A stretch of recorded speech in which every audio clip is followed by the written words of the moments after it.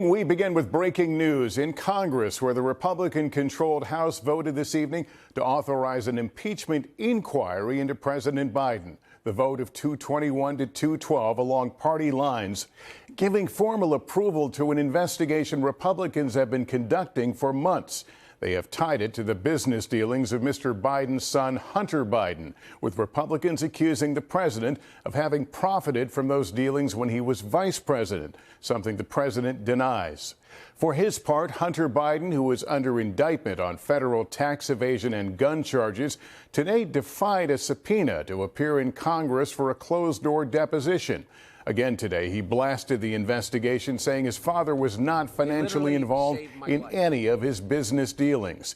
This all comes less than a year before the 2024 election. Ryan Nobles leads our coverage tonight from Capitol Hill. Tonight, President Biden now facing an official impeachment inquiry after the House voted along party lines to formally authorize a Republican investigation already underway. GOP leaders say the move will help them gather more documents and witness testimony into Biden family finances. We are now at a pivotal moment in our investigation, but we are facing obstruction from the White House. Democrats blasting the vote. This whole thing is an extreme political stunt. And it came just hours after Hunter Biden defied a congressional subpoena to testify, saying he would only do it in a public setting, with the committee room set up in anticipation of a closed-door deposition. For 6 years, I have been the target of the unrelenting Trump attack machine, shouting, "Where's Hunter?" Well, here's my answer. I am here. Slamming the GOP inquiry. In the depths of my addiction, I was extremely irresponsible with my finances.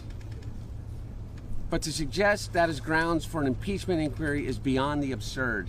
After making brief remarks, Hunter Biden ignored reporter questions. Hunter, why won't you answer these questions under oath?